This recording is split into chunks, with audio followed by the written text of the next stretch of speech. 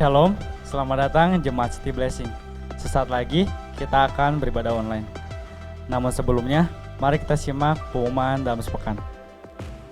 Minggu depan kita masih akan beribadah online di channel yang sama. Jemaat sekalian, mari ambil waktu sejenak untuk memberikan persembahan di rumah Tuhan. Persembahan dapat ditransfer ke rekening bank gereja. Informasi nomor rekening ada di WhatsApp gereja. Pastor Yosi mengajak setiap jemaat untuk dapat berdoa bersama lewat aplikasi Zoom atau doa bersama secara pertemuan online. Sebelum beribadah, mari perhatikan dua hal berikut. Yang pertama, marilah beribadah dengan fokus dengan tidak melakukan kegiatan lain, karena Allah hadir di tengah-tengah kita. Mari menyembah dalam roh dan kebenaran.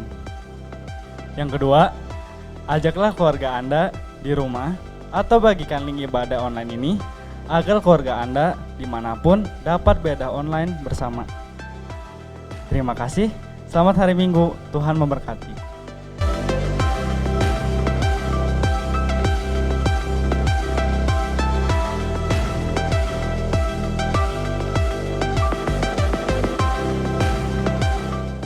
Shalom Jemaat yang terkasih. Tidak terasa kita sudah ada di penghujung tahun 2020. Tahun ini banyak sekali yang kita alami bersama sebagai satu bangsa Indonesia maupun di dalam kehidupan kita pribadi.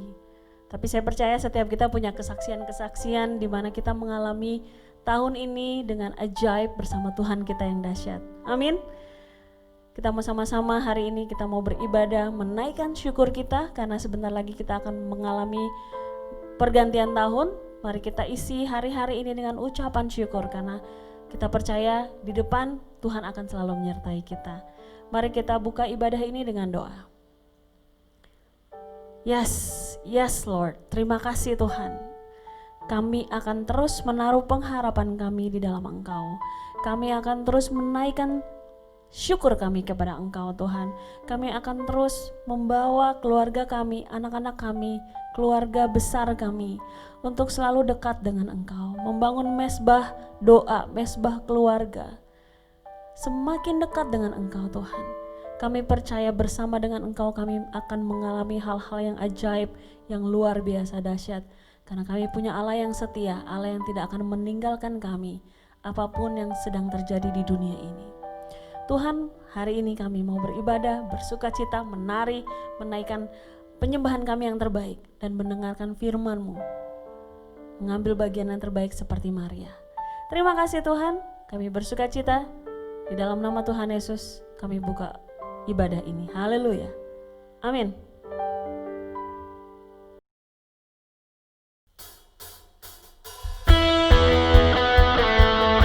Kita mau sama-sama bertepuk tangan.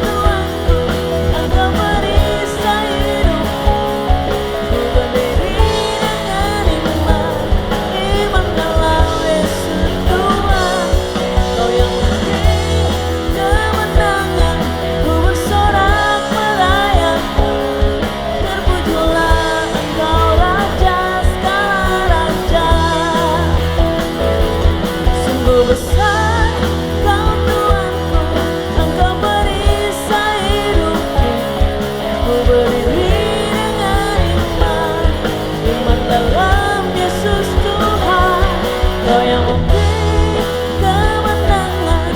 Ku bersorak merayakan, terpujilah Engkau Raja segala raja.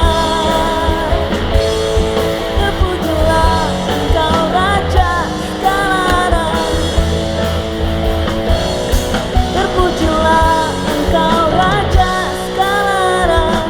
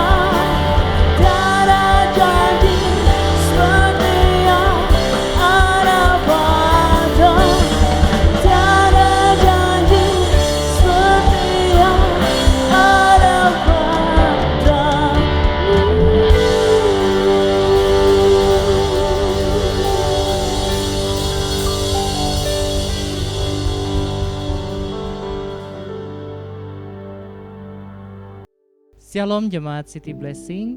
Apa kabarnya? Kita masih dalam suasana Natal, di mana kita merayakan hari spesial, hari kedatangan Yesus Kristus Tuhan kita, yang dimana dalam Nabi Yesaya sudah dinubuatkan bahwa Dia adalah penasehat yang ajaib, Bapa yang kekal, Allah yang perkasa, dan Raja Damai, yaitu Prince of Peace, di mana kita merasakan damai dan sukacita Natal ada di antara kita. Sebelum kita mulai sesi hari ini, mari kita berdoa. Bapa di surga, terima kasih atas damai dan sukacita Natal yang kami alami dari minggu-minggu ini. Kami masih percaya bahwa Tuhan ada juru selamat kami, dan kami bukakan hati kami sehingga bisa menerima dan mengerti setiap firman Tuhan yang diberitakan, dan pakai hamba-Mu ini agar dapat menceritakan rahasia firman dan mudah dipahami. Terima kasih Bapa, hanya dalam nama Yesus kami sudah berdoa. Amin. Amin saudara. Di sesi hari ini saya mau membawakan tentang tema joy versus happiness. Sukacita lawan dengan kesenangan. Apa sih bedanya antara dua kata ini? Sebagai contoh, saya selalu melihat Ezia, anak saya, bertumbuh dari bayi sampai sekarang jadi anak-anak ya. Saya ketemukan dia anaknya gampang sekali tersenyum atau ketawa. Bahkan kalau lagi main bisa ketawa sampai terbahak-bahak, dan wah pokoknya tertawanya lepas. Dari sini ini membuat kami sebagai orang tua selalu bersyukur dan merawat dan membesarkannya. Dan kemudian saya berpikir lagi, kok bisa ya? Dari sini saya nyadari semakin kita dewasa, kita hampir kehilangan kemampuan untuk tertawa lepas, tertawa dengan misalkan terbahak-bahak. Nah, semakin kita dewasa kita semakin lupa. Mungkin kita udah jarang melakukannya. Tapi anak kecil kan gampang sekali ya tertawa. Nah, berdasarkan ilmu pengetahuan sudah meneliti nih betapa pentingnya untuk tertawa. Tertawa dapat mempengaruhi kesehatan fisik dan kesehatan mental. Nah, apa saja sih manfaat tertawa? Yang pertama, tentu saja tertawa membantu seluruh tubuh untuk rileks. Ini saya baca ya di suatu artikel, saya research di internet, dan di sini sudah ada penelitian untuk manfaat tertawa, yaitu membuat tubuh menjadi rileks. Tertawa yang dilakukan dengan sungguh-sungguh, yang benar adanya, lepas, spontan, dapat meredakan ketegangan atau stres secara fisik. Kemudian tertawa meningkatkan daya tahan tubuh. Ini penting banget, apalagi di masa-masa seperti ini. Daya imunitas tubuh itu sangat penting, dan salah satunya adalah tertawa. Ini menurunkan hormon penyebab stres dan membantu meningkatkan sel kekebalan serta antibodi tubuh untuk melawan segala infeksi. Puji Tuhan ya saudara ya. Kemudian tertawa apalagi nih? Menciptakan perasaan yang positif. Tentu tertawa dapat mendorong pelepasan hormon endorfin ya, berdasarkan penelitian, dan hormon ini membuat tubuh memiliki perasaan dan yang positif dan bahagia. Kemudian tertawa bisa juga melindungi kesehatan jantung. Dari sini saya lihat, wah banyak banget manfaat tertawa. Ini seperti kayak obat yang paling murah sudah. Nggak perlu harus berobat ke dokter mana ke dokter ini, cukup dengan hati yang bahagia semua bisa teratasi. Kemudian manfaat tertawa juga memadamkan amarah serta konflik. Kemudian ada lagi, masih banyak nih, bikin panjang umur. Ada studi dari Norwegia menyebutkan orang yang banyak tertawa dan memiliki selera humor yang kuat cenderung hidup lebih lama. Wow, puji Tuhan. Kemudian yang terakhir, membuat orang terhubung dengan sekitarnya.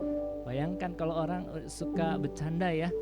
Saya mendengar bercandaan dari teman nih akhir-akhir ini yang mungkin saya pikir nggak lucu ya. Misalkan contoh, bro kita kayaknya masih di 2020 nih tahun depan. Loh kenapa 2020? pemerintah melarang untuk perayaan pergantian tahun. Nah, itu kan nggak lucu sebenarnya. Tapi karena dia ketawa, saya ikut ketawa. Jadi bisa terkoneksi gitu, terhubung. Sama seperti tersenyum, tertawa juga dapat menular. Sehingga saat Anda tertawa, orang lain bisa ikut merasakan energi positif yang Anda ciptakan. Luar biasa ya saudara ya.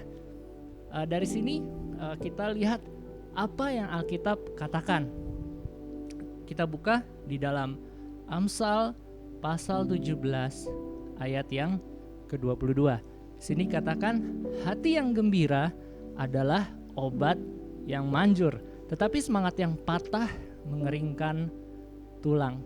Nah, yang tadi saya bahas manfaat tertawa. Hati yang bahagia udah pasti obat yang paling murah dan paling manjur, paling top. Bisa panjang umur, meningkatkan kekebalan, imunitas. Tapi sebaliknya, semangat yang patah digambarkan dengan tulang yang kering. Bayangkan kalau tulang yang kering, makin kering, gak ada sari-sari lagi, mudah dipatahkan gitu. Nah itu Alkitab menggambarkan secara tepat di kitab Amsal ini sesuatu yang patah semangat, yang tidak ada kegembiraan, tidak ada sukacita. Puji Tuhan. Joy adalah, yaitu sukacita, adalah kekuatan yang di masa seperti sekarang ini kita sangat-sangat perlukan.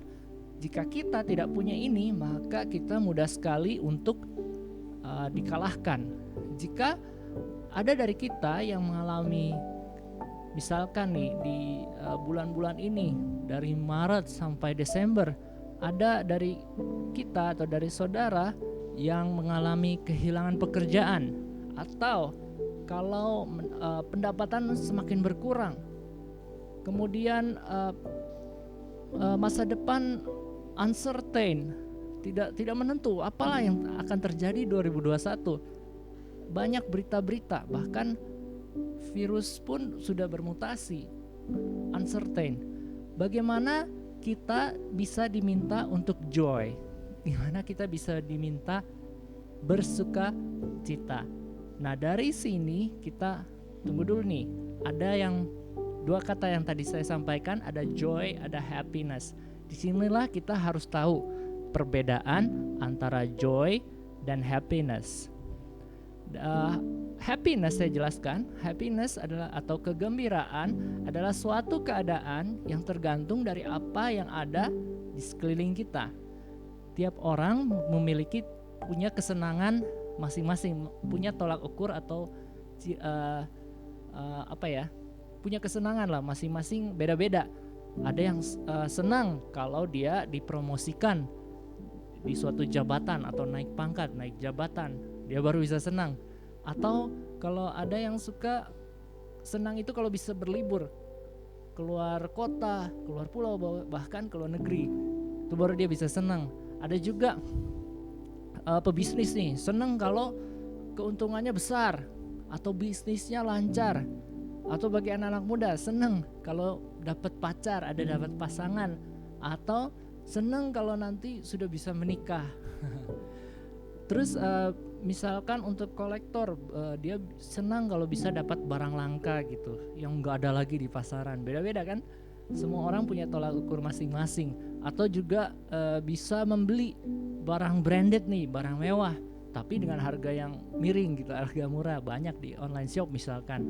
Nah itu keseruan di masa-masa sekarang, orang-orang punya kesenangannya masing-masing. Dan yang tadi saya bicarakan, joy itu tidak tergantung dalam kejadian di sekitar kita, tetapi joy itu ada di dalam kita. Sumbernya ada di dalam kita. Dalam Alkitab dibilang rejoice ya, rejoice. Malaikat pun saat datang kelahiran Yesus rejoice ya. Adanya di dalam, kesenangan itu adanya di sekitar kita. Sungguh itu sudah salah satu perbedaan utama. Dari contoh yang diberikan, happiness itu sebetulnya lebih mahal ya. Lebih mahal, bener? Kalau harus berlibur dulu, beli tiket segala macem, makan di luar atau belanja oleh-oleh itu lebih mahal, atau kolektor harus melengkapi koleksi, harus membeli terus, atau bisnis harus buka bisnis baru, itu lebih mahal. Sedangkan sukacita dapat diperoleh dengan cuma-cuma, dapat digapai oleh Anda, saudara dan saya. Semua bisa mendapatkan joy ini karena ini datangnya dari Tuhan. Tidak perlu sampai cari keluar rumah karena adanya di dalam kita. Di mana kita berada, disitulah sukacita juga berada. Puji Tuhan saudara. Nah, apa yang ada di dalam tentunya ini adalah suatu kuasa, ada kuasa, yaitu kuasa Roh Kudus. Roh Kudus ada dalam kita saat kita percaya kepadanya. Joy adalah salah satu bentuk manifestasi dari hubungan dekat kita dengan Roh Kudus. Ketaatan akan firman Tuhan akan berbuahkan sukacita. Ini sudah ada ayatnya saudara. Kenapa saya menghubungkan sesuatu yang di dalam yaitu joy dengan Roh Kudus? Karena apa yang dikatakan di Galatia 5 ayat 22 sampai 23 yaitu sukacita atau joy adalah bagian dari buah-buah roh sendiri. Saya bacakan, tetapi buah roh ialah kasih, sukacita, damai sejahtera, kesabaran, kemurahan, kebaikan, kesetiaan, kelemah lembutan, penguasaan diri. Tidak ada hukum yang menentang hal-hal tersebut. Hal itu ya dikatakan di sini dalam di umat Galatia bahwa salah satu buah roh adalah joy itu sendiri, yaitu sukacita. Jadi memang ini adalah pekerjaan Roh Kudus di antara kita, bagi kita yang percaya kepada Dia. Dari sini kita bisa tarik pengertian bahwa jadi meskipun keadaan sekitar kita tidak sesuai, tidak bikin kita happy, tidak bikin kita sesuai ekspektasi atau kesenangan, seharusnya kita tetap dapat menemukan joy itu sendiri, yaitu sukacita. Kalau kita terus menerus membangun hubungan kita secara rutin dengan Roh Kudus, dengan Tuhan Yesus sendiri, kita akan dikuatkan dari hari ke hari dan dijaga api sukacita tersebut. Kita perlu mengenali apa yang membuat joy itu bisa dapat hilang. Kan kita sudah tahu buah-buah roh, tapi apa sih yang bisa menghalangi kita tuh untuk menjaga api sukacita ini? Pasti ada hal-hal yang bisa membuat joy itu sendiri menghilang.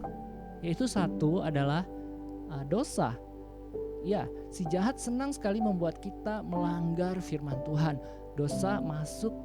Saat dosa nih masuk ke dalam hati, otomatis sukacita yang ada di dalam hati keluar, tergantikan dengan dosa tersebut. Jadi dia nggak bisa satu ruangan dalam hati kita. Dosa itu akan mengganti perasaan dengan merasa malu, merasa takut. Seseorang jadi mulai minder, menjauh dari komunitas. Saat sendirian, saat dia menjauh nih, dia merasa sendirian. Nah, saat sendirian dia seorang bisa mudah sekali dikalahkan karena sukacita sudah nggak ada. Padahal sukacita ada suatu kekuatan yang kita perlukan, apalagi di masa-masa sekarang ini. Nah, dari kesimpulan ini kita bisa tarik nih, sukacita dan dosa tidak bisa terjadi bersamaan, tetapi bisa berdosa sambil bersenang-senang, benar kan? Happiness masih bisa tuh terjadi saat berdosa, misalkan minum alkohol, senang-senang dan semacamnya, ngedrug, senang tapi akhir endingnya menyedihkan. Dosa membuat kita membayar lebih mahal daripada apa yang kita sanggup bayar. Misalkan bohong-bohong kecil, kita nggak mengakui, akibatnya seperti bola salju akan terjadi kebohongan yang besar dan kita bayar yang lebih mahal. Dan itu adalah satu titik di mana sukacita itu bisa hilang. Yang berikutnya, apa yang membuat sukacita hilang, yaitu prinsip membandingkan atau comparison. Jangan salah saudara, comparing atau membandingkan itu sebenarnya positif. Sebenarnya jika kita punya perspektif yang benar dalam membandingkan, kita jadi bisa punya hikmat atau bisa menimbang apa yang baik dan yang benar. Tapi ada quotes ya berkata atau peribahasa lama, comparison is the thief of joy. Perbandingan adalah pencuri sukacita. Nah, kalau kita membandingkan nih comparison dengan diiringi suatu iri hati atau cemburu, nah cemburu akan pencapaian orang lain, maka sukacita saat itu juga dirampas. Ini adalah suatu tolak ukur saat kita mulai misalkan merasakan aduh gak puas kalau lihat diri sendiri saat ada orang lain lebih sukses. Nah, tunggu dulu, di sini sudah ada alert system ya. Hati-hati, jaga sukacita. Ada sukacita yang bakal bisa menghilang. Nah, sebagai contoh aja, misalkan saat ada seseorang bekerja mati-matian, dia bekerja untuk suatu perusahaan, dia bekerja sungguh-sungguh, malah temannya yang dipromosikan, terjadilah iri hati. Seperti itu. Saya juga ada pengalaman di mana saya belajar prinsip menjual ya, jadi sales atau jadi marketing. Saya waktu itu menjual sesuatu produk dan saya ada customer nih, pelanggan yang mau bertanya tentang produk knowledge. Aku jelasin segala sesuatu sesuai dengan detail, sudah proposal, sudah ada PO, purchase order, semua kelengkapan sudah oke. Saya sudah jelaskan setiap produk knowledge dengan baik, tapi belinya di perusahaan yang lain, gak jadi beli di saya. Nah, dari situ ada sesuatu keputusan, mau tetap sukacita atau gemes, greget, atau marah.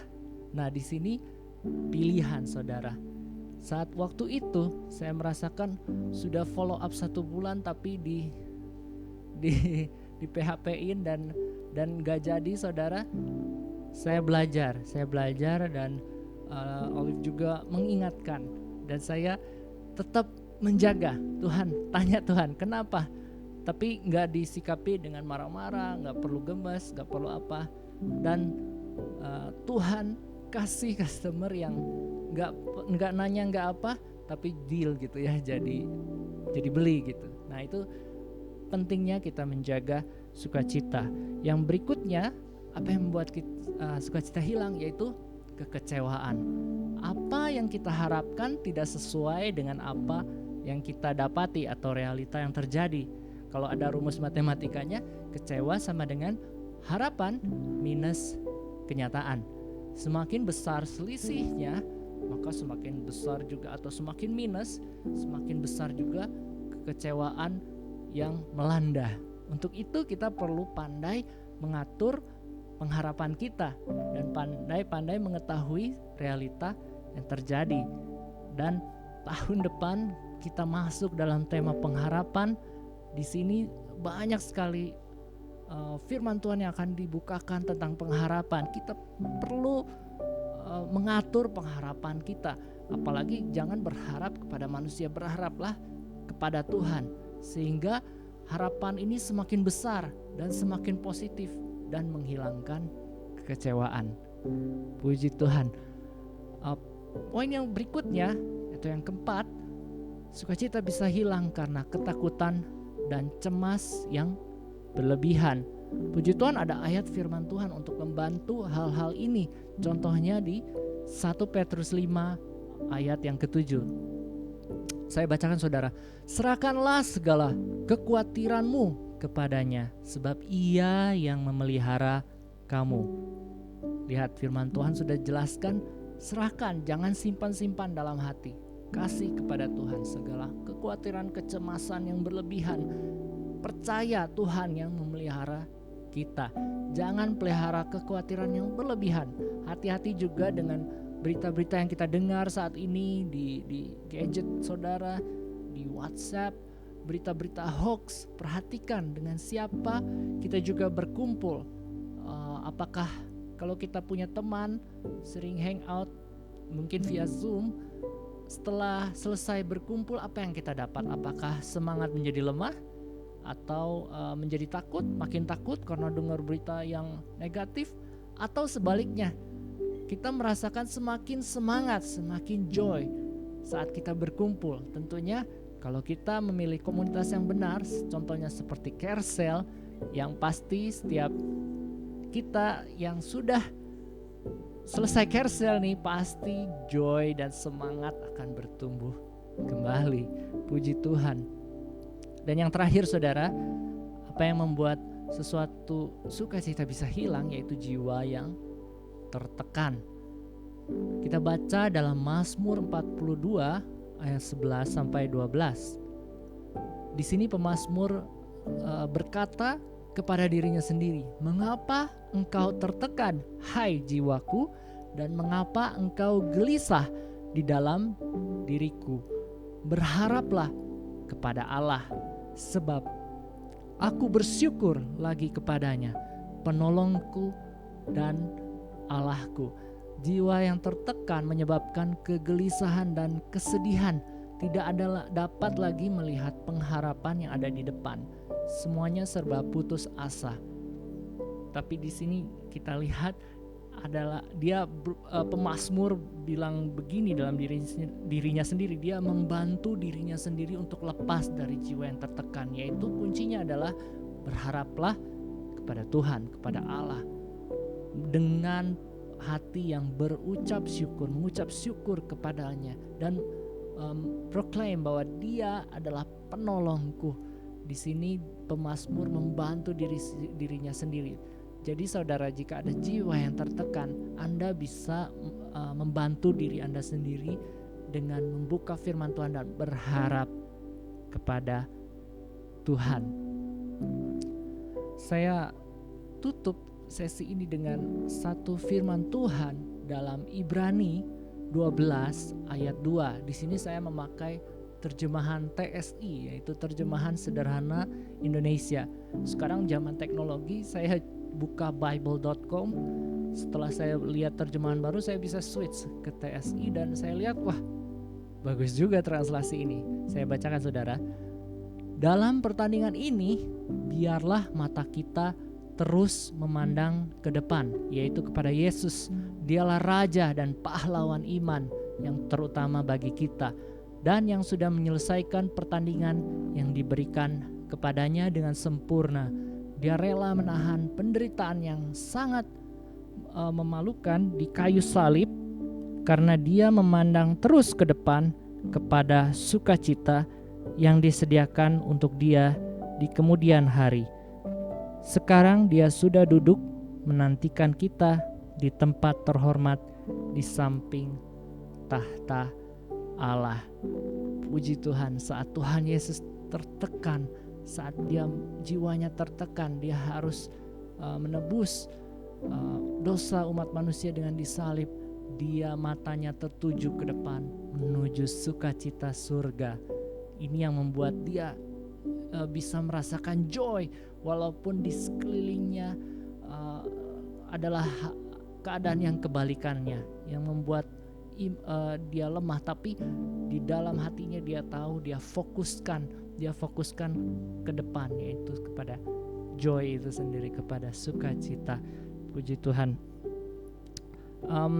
Saat contoh nih, ada contoh saat supaya kita tetap fokus kepada sukacita dan kita bisa menanggungnya. Saya ada contoh saat Olive nih mengandung Ezi, dari awal dia sampai seorang ibu yang mengandung lah, contohnya saat dia sakit pinggang atau sakit mah, muntah segala macam, tapi nggak ada aku lihat ibu yang mengeluh ya, karena dia tahu, dia memandang bahwa di depan sana ada bayi yang akan dilahirkan, anak yang akan dilahirkan itu akan membawa sukacita bagi dia, dan segala sesuatu bisa ditanggung. Padahal persalinan cukup rumit juga, merasakan kesakitan, tapi segala perkara dapat ditanggung karena kita memfokuskan apa yang di depan kita, yaitu sukacita, yaitu memperoleh seorang anak. Puji Tuhan saudara, itu salah satu contoh, dan kita masuk kepada kesimpulan, saya bacakan ya saudara, meskipun keadaan belum normal, belum seperti yang kita inginkan, percayalah bahwa yang tadi yaitu joy dipengaruhi dari dalam keluar, tidak mempengaruhi keadaan yang luar yang kebalikannya dari kesenangan, tapi sukacita tetap bisa kita peroleh. Kadang saya lihat di Alkitab, bersukacitalah, tanda seru, seakan-akan itu adalah perintah Tuhan. Dan memang benar, bersukacitalah adalah suatu keputusan yang kita harus ambil, keputusan yang kita harus ambil saat itu juga untuk menjaga api sukacita kita. Kalau enggak, bisa dirampas oleh kelima hal yang tadi, yaitu ada dosa, ada kecemasan, ada kekecewaan, jiwa yang tertekan, dan lain sebagainya. Kita harus tahu bahwa sukacita adalah keputusan. Biarkanlah damai, sejahtera, dan sukacita Natal selalu ada beserta kita. Puji Tuhan saudara, haleluya, amin. Terima kasih sudah mendengar firman Tuhan hari ini, dan mari kita tutup dalam doa. Bapa, terima kasih atas firman-Mu yang Kau berikan, bahwa kami perlu menjaga sukacita, bahwa sukacita adalah suatu keputusan, tidak dipengaruhi dari luar. Kami dapat membedakan apa yang menjadi kesenangan dan sukacita, bahwa sukacita adalah yang dari Tuhan, adalah suatu prinsip dalam Alkitab, di mana kami terus mengambil keputusan untuk bersikap dan memfokuskan diri kepada Tuhan, sehingga kami memperoleh sukacita di depan kami. Terima kasih Tuhan, terima kasih Yesus. Hanya dalam nama Yesus kami sudah berdoa, amin. Terima kasih saudara, enjoy, Merry Christmas, Selamat Natal, dan kita sebentar lagi akan menyongsong tahun baru, amin. Mari buka hati dan angkat tanganmu saudaraku. Bapa menghadapkan wajahnya kepada saudara, melepaskan damai sejahtera. Saudaraku yang kekasih, terimalah berkat anugerah Bapa bersama dengan Yesus Tuhan dan Juru Selamat kita, dan dalam persekutuan dengan Roh Kudus dari sekarang sampai selama-lamanya. Di dalam nama Tuhan Yesus kami berdoa dan bersyukur. Haleluya. Amin.